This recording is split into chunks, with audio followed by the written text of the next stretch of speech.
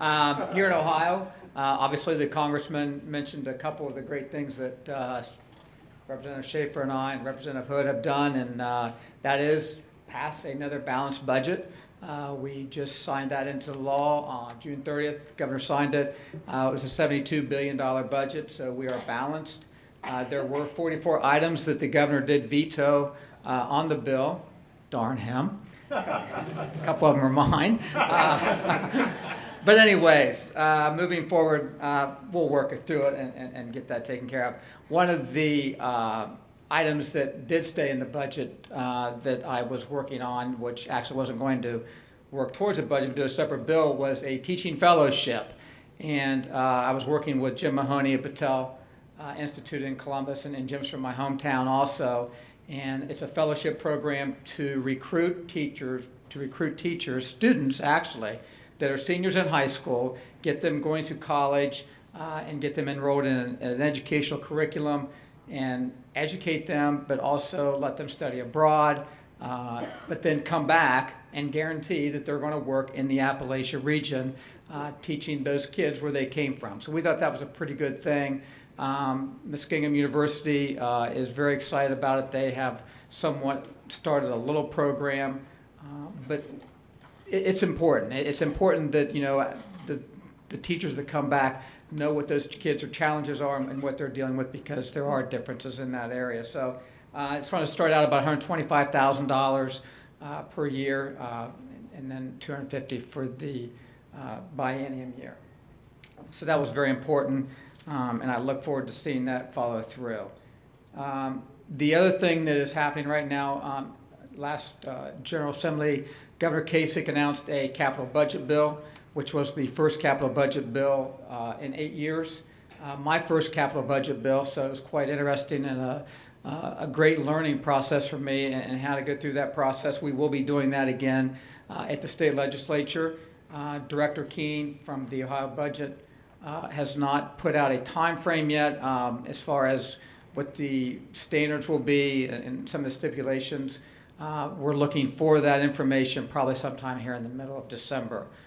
So that'll be great. The one thing that'll be nice for the representatives and I, Tim and I, will be that does not appear that we're going to have an MBR this year, which is a mid-year biennium review that Governor Kasich has done in the past, and it goes in and readjusts.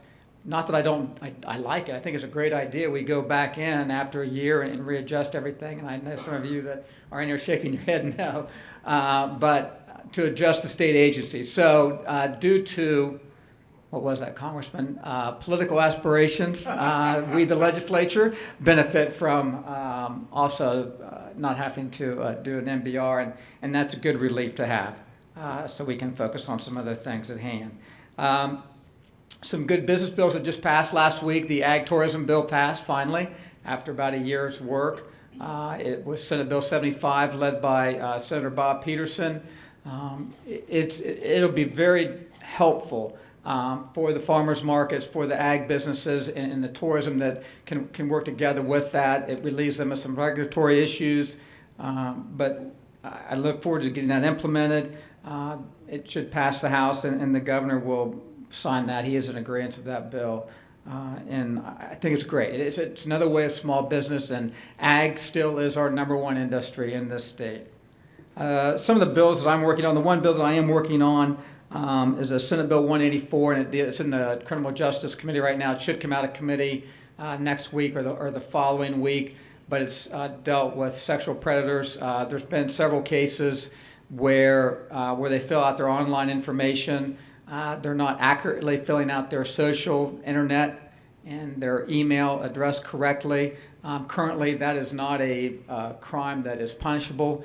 We're going to make a little stipulation in there that you're going to fill that out correctly and show proof, so they can, whether or not they're actually getting on these Facebook websites and whatnot. And obviously, Stephen talked about the human trafficking issue, and that's where a lot of that starts. So the next thing that I've been working on for the last 9 months is the Energy Study Mandate Committee. Our committee came out with a recommendation that we will look into again after the first of the year. But right now, their energy portfolio in 2008, the state legislature said that we are going to mandate that we use renewable portfolio as renewables in the portfolio of 25% by 2025. There were some things in there that we were trying to straighten up and take away some of the mandates. Obviously, the economic has changed here in the state of Ohio with the natural gas.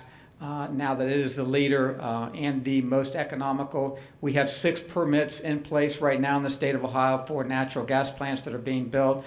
There is one coal plant right now that is converting from a coal-fired plant to a natural gas-fired plant. So that's very big, and it's good news. Natural gas is less than $3 right now.